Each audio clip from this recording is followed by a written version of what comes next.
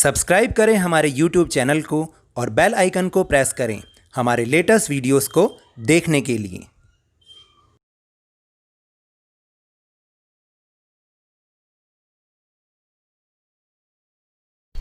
Hello and welcome to Lavneesh sir की क्लास। आज की शिक्षा निदेशालय राष्ट्रीय राजधानी क्षेत्र दिल्ली की वर्कशीट नंबर 7 जो कि क्लास 6 के स्टूडेंट्स के लिए ही है, यह ली गई है गणित विषय से और जिसमें हम एक बहुत ही रोचक टॉपिक को सीखेंगे, बहुत ही मज़ेदार टॉपिक को सीखेंगे। नाम तो उसका थोड़ा सा मुश्किल है, लेकिन कोई बात नहीं। अगर मैं आपको कुछ आसान भाषा में कुछ समझाऊंगा तो शायद आपको समझ में आ जाएगा। जैसे चलिए मैं आपसे कुछ पूछता हूँ कि आप कभी कभी ये अंदाज़ा लगाते हैं कि जैसे अगर हम इतनी चाल से चल रहे हैं, मतलब अगर हम तेज़ चल रहे हैं तो हाँ, हम 10 मिनट में तो वहाँ पहुँच ही जाएंगे। आप ऐसा अंदाज़ा लगाते हैं? हाँ, बहुत सारे लोग ऐसा अंदाज़ा लगाते हैं। या कई बार हम ये अंदाज़ा लगाते हैं कि भाई हमने इतने जनों को जन्मदिन की पार्टी पर बुलाया है, तो मान लीजिए हमने तो 200 लोगों को जो है निमंत्रण भेजा है, बुलाया है, तो हाँ इसमें से कम 150 तो आ ही जाएंगे। तो ये जो अंदाज़ा है, यानी उसके जो आपने सोचा है उसके निकट पहुंचने का जो अंदाज़ा है, उसके पास तक पहुंचने का जो अंदाज़ा है, उसको हम कहते हैं सन्निकटन। अब ये शब्द तो बहुत ही ज़्यादा मुश्किल है, तो हम इसको हम एस्टिमेट के नाम से जानते हैं कि एस्टिमेट लगाना। जैसे घर का बजट होता है, आपके मम्मी या पापा ये काम करते होंगे। हर महीने जब उन पापा की सैलरी आती है तो वो एक एस्टिमेट लगाते हैं कि हाँ इसमें इतना खर्च हो जाएगा, इसमें इतना खर्च हो जाएगा और कुल मिला के हमारा इतना खर्च हो जाएगा और इतना रुपया बच जाएगा। तो इसको कहते हैं एस्टिमेट। तो हम इसको बार बार एस्टिमेट ही बोलें तो ज़्यादा अच्छा है ना।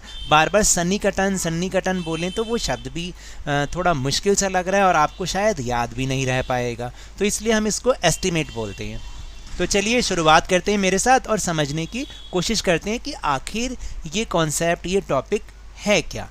तो आज की जो वर्कशीट है उसका नाम भी यही है, सन्निकटन की समझ, यानी कॉन्सेप्ट ऑफ एस्टिमेशन। बाहुबली की माताजी, बाहुबली कोई बच्चा होगा, उसकी माताजी, आपके जन्मदिन की पार्टी पर कितने मेहमान आ रहे हैं? तो बाहुबली कहता है कि मेरा अनुमान है कि लगभग 40 लोग मेरे जन्मदिन के समारोह में शामिल होंगे। जैसा कि मैंने आपसे पूछा भी था कि एक अंदाज़ा लगाने वाली बात, तो इसका मतलब इसका ये है कि आकलन करना या अंदाज़ा लगाना कि आकलन है क्या, वास्तविक संख्या का उचित अंदाज़ा लगाना। जैसे कि मैंने आपसे पूछा कि भाई आपने कितने लोगों को बुलाया है और आप ये अंदाज़ा लगाते हैं कि हाँ इतने लोगों को बुलाया और इतने लोग आ जाएंगे, तो इसको हम बोलते हैं आकलन करना या अनुमान लगाना या निकटतम संख्या यानी उसके पास वाली संख्या। कि जैसे ये बोला जाता है कि भाई कैसे बोलते हैं कि भाई हाँ हम लगभग 10 मिनट तक पहुंच जाएंगे, तो चाहे हम वो 9 मिनट में ही पहुंच जाएं, लेकिन उसकी निकटतम संख्या तक, जो उसका निकटतम नंबर है, उस तक हम वो काम कर ही लेते हैं, तो इसको हम आकलन कहते हैं। ठीक है, तो अब हम मैथ्स में जो संख्याओं का आकलन किस प्रकार से करें उसको हम समझेंगे कि निकटतम दहाई का आकलन। देखो बहुत आसान सा ये टॉपिक है, आपको कुछ नहीं करना, सिर्फ मेरी बात को ध्यान से सुनना है। कि जैसे दहाई का मतलब क्या होता है? 10 या उसके बाद 20, 30, 40, 50, 60, 70, 80, 90 तक, ये सारी क्या है? दहाइयाँ हैं। दहाई का मतलब एक दहाई में 10 होते हैं, तो मैं 2 दहाई बोलूँगा तो इसका मतलब 20, 3 दहाई बोलूँगा मतलब 30। तो जब हम संख्याओं का दहाई के निकट, दहाई में आकलन करते हैं, दहाई में हम उसका एस्टिमेट लगाते हैं, तो हम कैसे बोलते हैं? तो ज़रा ध्यान से देखिए। संख्याएं 1, 2, 3, 4 संख्या 0 के निकट हैं, यानी अगर हमने दहाई का आकलन लगाना है, दहाई के पास तक पहुंचना है, तो हम ये देखते हैं कि अगर कोई संख्या 5 से ज़्यादा है, 5 या 5 से ज़्यादा है, तब तो वो 10 के पास पहुंचेगी, और अगर 5 से कम है तो वो 0 के पास पहुंचेगी, अगर हम दहाई में आकलन कर रहे हैं। तो ध्यान रखिएगा इस बात को कि अगर वो संख्या 5 से कम है तो वो 0 के निकट है, और 5 से ज़्यादा है, 9 तक है, तो वो 10 पर पहुंच जाएगी। तो इसलिए संख्या का निकटतम दहाई में आकलन निम्न दहाई होगा। जैसे हम एक उदाहरण करके देखते हैं, आपको भी समझ में आ जाएगा। जैसे 12 का जो निकटतम दहाई है, उसका निकटतम दहाई कौन सा होगा? आप बताओ। अभी मैंने समझाया था कि संख्या में अगर 5 है या 5 से कम है तो वो उससे पहले नंबर पर यानी 10 पर वो पहुंच जाएगा, और अगर 15 होता तो कहाँ पर पहुंचता? 20 में पहुंच जाता। यानी दहाई में आकलन इस तरीके से करते हैं कि ये आप देख लीजिएगा, संख्या में अगर 5 से ज़्यादा है तो वो अगली दहाई पर पहुंचेगा, नहीं तो वो पिछले नंबर पर पहुंच जाएगा। जैसे कि पिछली दहाई 12 की पिछली दहाई है 10, और 12 की अगली जो दहाई पड़ेगी वो पड़ेगी 20। तो अगर 15 है या 15 से ज़्यादा है तो वो 20 पर पहुंचेगा, और अगर 15 से कम है तो वो 10 पर पहुंचेगा। इसी तरह से 34 का करके देखते हैं कि 34 का निकटतम दहाई कौन सा होगा। देखिए, फिर मैंने बोला था कि आपको केवल देखना है कि पीछे वाला इकाई का नंबर कितना है। 5 है? नहीं है, तो वो 30 पर पहुंच जाएगा। अगर यहाँ पर 5 होता तो 40 पर पहुंच जाता। फिर इसी तरह से जैसे अभी आपको ये समझा रहा हूँ, संख्याएं 5, 6, 7, 8, 9 संख्या 10 के निकट है, इसलिए संख्या का निकटतम दहाई में आकलन उच्च दहाई होगा। मतलब बात वही है जो मैंने अभी आपको समझाई कि आप बस जो इकाई वाला नंबर है उसको देख लिया कीजिए, जो सबसे राइट साइड पर नंबर होता है, सबसे दाएं हाथ पर नंबर होता है। अगर वो 5 से ज़्यादा है तो अगली दहाई पर, नहीं तो वो पिछली दहाई पर पहुँचेगा। जैसे 16 का निकटतम दहाई में आकलन क्या होगा? 20। मैंने समझाया था कि इसका राइट वाला नंबर देखेंगे, 5 या 5 से ज़्यादा है ना, तो इसलिए वो अगले पे पहुंच गया। 16 है तो 20 पर पहुंच जाएगा। अगर यहाँ पर 14 होता तो किस पर पहुंचता? 10 पर पहुंच जाता। इसी तरह 77 का निकटतम दहाई में आकलन क्या करेंगे? 77 के बाद जो निकटतम उसकी दहाई है, जैसे 70 वाली दहाई यानी 7 दहाई, अगली वाली दहाई होगी 80। तो अगर 77 है तो 77 का जो सबसे दाहिना अंक है वो है 7, 5 से ज़्यादा है ना, तो इसलिए वो 80 में पहुंच जाएगा। अगर ये संख्या 74 होती या 73 होती या 72 होती तो ये किस पर पहुंचती? 70 के निकट। तो निकट हमें पहुंचना है। अगर 5 से ज़्यादा है तो अगली दहाई में, 5 से कम है तो पिछली दहाई में। समझ में आ रहा है? फिर अब हम करेंगे निकटतम सैकड़ा तक आकलन यानी 100 तक। बात वही है, वही 5 वाला कॉन्सेप्ट अपने दिमाग में रखिए। अब अगर सैकड़े तक पहुंचना है, सैकड़े का मतलब 100 होता है, 100, 200, 300, 400, 500, 600, 700, 800, 900। तो ऐसे ही इसमें अगर कोई संख्या 50 या 50 से ज़्यादा होगी तब तो वो 100 के निकट पहुंच जाएगी। अगर 50 से कम होगी तो वो किसके निकट पहुंचेगी? बताइए, वो किसके निकट पहुंचेगी? अब आप बताइए, आप सोचिए कि वो जो है अगर 100 में ही करना है तो वो 1 के निकट पहुंच जाएगी, क्योंकि 100 सैकड़े का मतलब है 100, या तो 1 होगा या 100 होगा। तो अगर 50 से ऊपर होगा तो वो 100 में जाएगा, और 50 से नीचे होगा तो वो 1 के पास चला जाएगा। ऐसे ही हम ये एस्टिमेट लगाते हैं या ये सन्निकट का अंदाज़ा लगाते हैं। अब देखिए, उदाहरण के लिए देखिए ज़रा, जो संख्याएं 301 से 349 होंगी वो तो 300 के निकट होंगी, इसलिए संख्या का निकटतम सैकड़े में आकलन होगा। ठीक है, 300 में होगा। तो मैंने जैसे समझाया, अभी आप ध्यान रखिएगा। अभी 648 है, 648 का निकटतम सैकड़ा क्या होगा? 600 होगा, ना कि 700 होगा, क्योंकि 50 से कम है। तो इसलिए 648 का निकटतम सैकड़े में आकलन 600 है।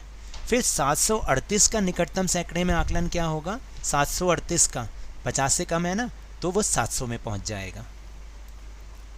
इसी तरह संख्याएं 350 से 399 तक जो होंगी, जैसे हमने पीछे बात करी 301 से 349, अभी 350 से 399 तक, ये सारी संख्याएं 400 के निकट होंगी जब हम सैकड़े में आकलन कर रहे हैं। तो इसलिए संख्या का निकटतम सैकड़े में आकलन 400 होगा।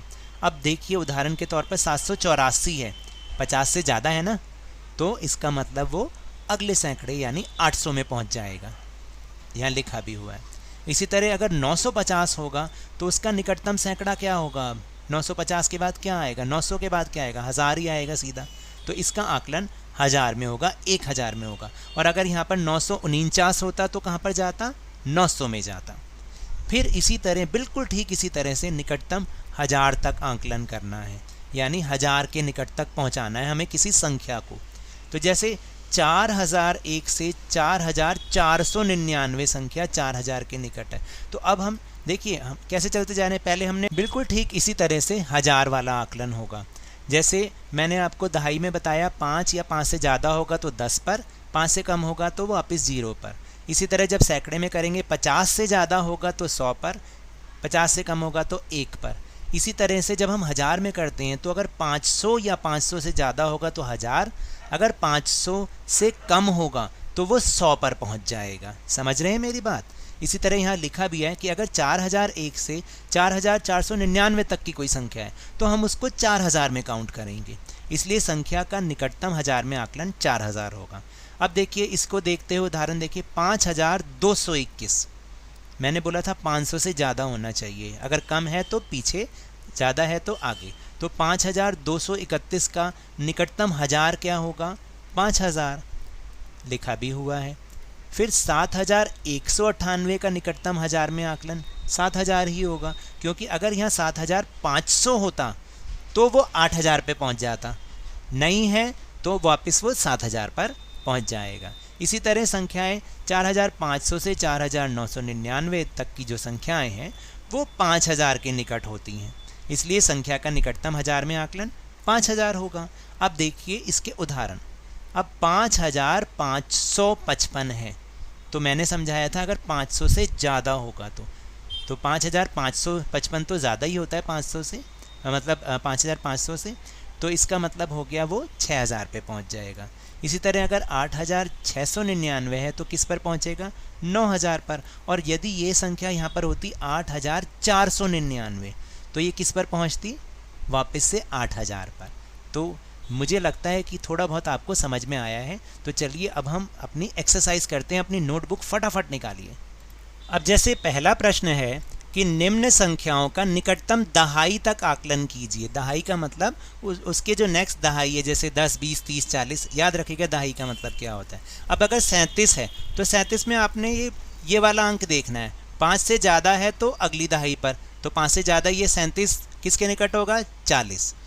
फिर 115 है तो पीछे वाले ये देखिए 5 है ना, 5 है तो अगली दहाई में होगा। 15 है तो वो 20 में चला जाएगा, तो उत्तर हो जाएगा 120। फिर 259 है तो 59 या 9 है ना यहाँ पर, 5 से ज़्यादा है तो अगली दहाई, याद है ना 59 किस में बदल जाएगा? 60 में, तो संख्या हो जाएगी 260। फिर इसके बाद प्रश्न नंबर 2 है कि निम्न संख्याओं का निकटतम सैकड़े तक आकलन कीजिए। अब 100 में करना है, 100, 200, 300, 400, 500, 900 तक, ठीक है। तो अगर 177 है तो 77 में 2 अंक देखना है। जब हम सैकड़े देखते हैं तो लास्ट के 2 अंक देखते हैं। 50 से ज़्यादा है तो अगले वाले सैकड़े पर, 50 से कम है तो पीछे वाले सैकड़े पर। तो 177 है तो पहुंच गया 200 पर। 547 है, 50 से कम है तो वो पीछे वाले सैकड़े पर यानी 500 पर ही रहेगा। फिर 1150 है, 50 आ गया ना, तो इसका मतलब अगले वाले सैकड़े पर। तो 100 के बाद कौन सा सैकड़ा आता है? 200। तो 1150 के बाद अगर हम उसे सैकड़े तक आकलन करें तो वो बन जाएगा 1200। इसी तरह निम्न संख्याओं का निकटतम 1000 तक करना है। अब 1000 के लिए आपको क्या देखना पड़ेगा कि 1000 में करना है, 1000, 2000, इस तरीके से। तो अगर कोई संख्या आप देखिएगा अगर 500 से कम है तो वो पहले वाले 1000 पर, 500 से ज़्यादा है तो अगले वाले 1000 पर। तो ये है 1377, कम है ना 500 से, 1500 से कम है तो इसका मतलब 1000 पर ही रहेगी। फिर 9547, 500 से ज़्यादा अंक आ गए, तीनों अंक देखने पीछे के अब 1000 के लिए, तो अगले वाले 1000 पर यानी 10000 पे पहुंच जाएगा। और ये है 10254, तो पीछे के अंक देखें ये 500 से कम बैठते हैं तो यानी वो पीछे वाले 1000 पर ही रहेंगे, तो उत्तर रहेगा 10000। फिर प्रश्न नंबर 4 है कि आपके परिवार में विवाह समारोह में आने वाले मेहमानों की संख्या का अनुमान लगाइए। तो आप कुछ भी अनुमान लगा लीजिए कि विवाह समारोह में 200 लोग आएंगे, 300 लोग आएंगे। तो इसी तरीके से आपको ये वर्कशीट करनी है। तो मैं उम्मीद करता हूँ कि आपको मेरे इस समझाने से थोड़ा बहुत समझ में ज़रूर आया होगा। अगर समझ में आया तो इस चैनल को ज़्यादा से ज़्यादा सब्सक्राइब कीजिए, लाइक कीजिए और बहुत ज़्यादा शेयर कीजिए और मेरे साथ इसी तरह वर्कशीट को समझते रहिए, लेकिन ध्यान और मन लगाकर ज़रूर पढ़ते रहिए। और हाँ, अपने हाथों को साबुन और पानी से ज़रूर धोएं ताकि कोरोना से बचे रहें। धन्यवाद।